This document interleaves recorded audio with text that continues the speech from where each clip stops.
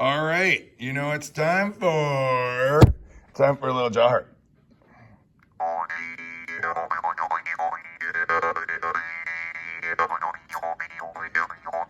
All right, that's good. That's enough.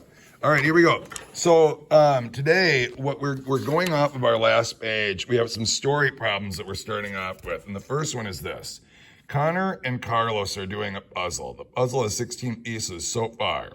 Connor and Carlos have fit 9 pieces together. How many more pieces do they need to fit together for the puzzle? Well, if you, I mean, it really is 16 take away 9 because you're looking for a difference. But if you wanted to draw it, you could. You could say, you know, here's 16, and I can actually see the 16, right? 5, 10, 15, 16, and then I'm going to take away 9 of them, and that's going to bring me out to get 7. So the answer would be 7. What is the problem asking you to figure out? A difference. Because we're looking for, I'll try to write neater next time. We're looking for the difference between those two numbers to find our answer of 7. Underline the information in the problem that'll help you find the answer. Oh, that's easy. 16 pieces. Fit 9 pieces together. How many more pieces do they need? That would be the big ones. Use a space to solve the problem. I just did it up here, so you can just draw an arrow down here and write the number 7. Now I know that I didn't have enough wait time yesterday, so I'll just I'm gonna play a little song on my electric guitar without any amplification. And you can always ask me to pause too, so we can do that too. And that'll work. That'll be fun. All right, next one. Maybe that'd be better. All right, Simone and Alicia are saving money to buy a new tent together to take camping. Simone saved $17 and Alicia saved $10. How much have they saved in all? Well, this is an in all. They're asking us to figure out a sum, which means an answer to an addition problem. And so underlining it, save 17, say how much have they saved in all? And all, I'm even going to circle it because it's so important. Woo! Because that means we're going to add. Sorry, I lost my focus. Underline the information, then use the space below. Okay, bunch of ways to do this. One, I could draw it in a concrete model. There's 17, and then 10 more. That's easy. That's 2 10s and 7 1s, right? 27. Yeah, that's pretty evident. Which equation could be represented in this picture? You probably can find, I should pause here and get what you guys see, and I will.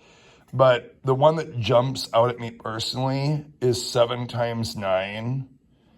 Right here, 7 and 9. But there's so many. So the one that jumped out at me is 7 plus 9 equals, and then if you count these up, 16, because you got 10 here and 6 here, 16.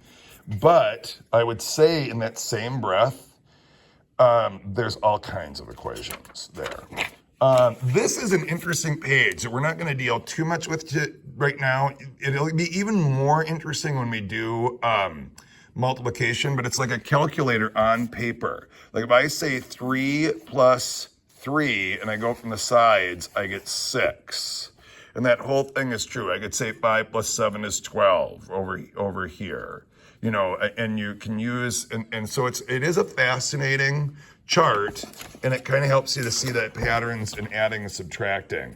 Now, we could use this to solve these, and we should probably spend some time looking at this, maybe a little bit more than I gave credit for it. And we will go back and look at it, but you can use that because you could say, okay, something plus 5 is 10. So you go to your 5s, and you go out till you get a 10 as an answer, and then you look up and you go, oh, that's 5. See how you can use it like that even for finding a difference? Like we're finding a difference right now, but you probably know that 1 plus 9 is 10. You might even know that 3 plus 7 is 10. 6 plus 4 equals 10 might be a little more, one that we're not as familiar with. So you go 6, and then, oh, what did I say? I give you the answer. Sorry. But it'd be like this: 4, go into 10, then you'd say, oh, it's 6 that goes with that. 6, and then we got 7. oops, terrible 7 there. 7 plus 3. Then you could do the same. You could go over here and go 4 plus 4 is, and your doubles run right down the diagonal like this. So you could say 4 plus 4 is 8. And 8 plus 8 is, you go from the 8, sorry everybody, 8, 16. So you can use that. Try that for the next, I'm gonna pause right here. I'll even put in a line to remind me. And I want you to try the next 3 and then we'll correct them. Give me a thumbs up when you're done with the 3. And you can use the grid. 4, 18, 6, okay? Now, I want you to use the grid on the next 5. Try and use the grid for those. I'll pause and I'm gonna make a big, giant pause right here. Coming in from the pause now, we're coming back. I'm just gonna give answers to see if you got them right. 9, 13, 11, 13, 11. Now, let's look at the next ones. Explain how you can use doubles facts to solve the following. Well, if you go, let's look at the chart to do this. 9 plus 7, okay? So 9 plus 7, see that? 7 down, and when it meets the 9, we get 16. Well, that's really, look where the double is over here. 9 plus 9 is 18. 2 less would be 16. So you can kind of say, are they all like this? They are. So you could, find the double and find that to be 14. Do this one. I'm going to pause here. I want you to try this one out. If you can do it another way than that, it's fine. I'm just going to write over here. We can use doubles. Subtract 2. That's good enough. And then if the sum of 0 and any number is always even, is the sum of 0 and any number always even, always odd, or sometimes even and odd? Both, because it's the same number.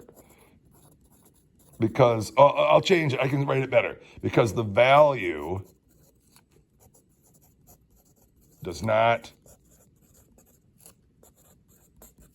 change. I'll put a pause there too, because you got to do some writing.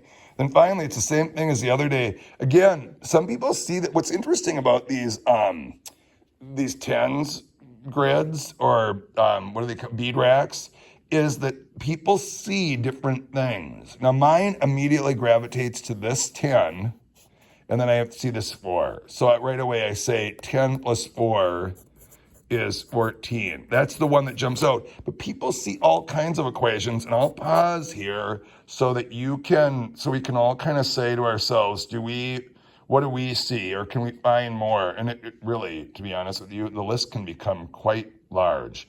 And a lot of people, I had a person that I would say looked at it opposite of me last year, which I was fascinated by, which is great. There's nothing wrong with that. It's wonderful. Thanks, everybody.